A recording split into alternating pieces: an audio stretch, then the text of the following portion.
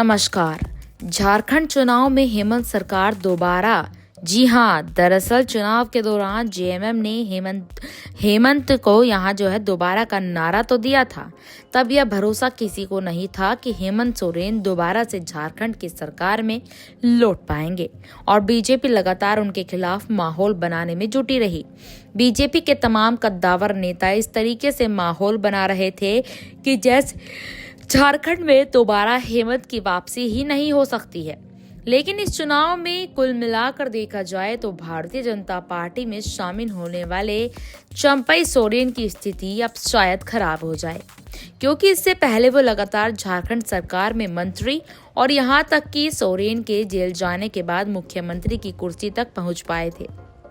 हालांकि सोरेन की वापसी के बाद जैसे ही चंपई को मुख्यमंत्री की कुर्सी छोड़नी पड़ी, उसके बाद उन्होंने जेएमएम को बड़ा झटका दिया था।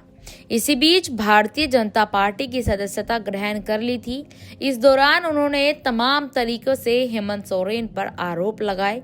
यही नहीं, बल्कि जेएमएम पार्टी को नई नई मुसीबतों में खड़ा कर दिया था। तब यह कहा जा रहा था कि अगर टाइगर के नाम से मशहूर चंपई सोरेन अगर बीजेपी में जाते हैं तो यहाँ पर जेएमएम के लिए बड़ा झटका होगा। लेकिन चुनाव में जनता ने इस बात पर मोहर लगा दी थी कि चंपई सोरेन से जेएमएम और झारखंड को कोई फर्क नहीं पड़ने वाला। शायद यही कारण है कि जब चंपई सोरेन की सियासी लड़ाई भी धीरे धीरे अब खिसकती हुई नजर आ रही है।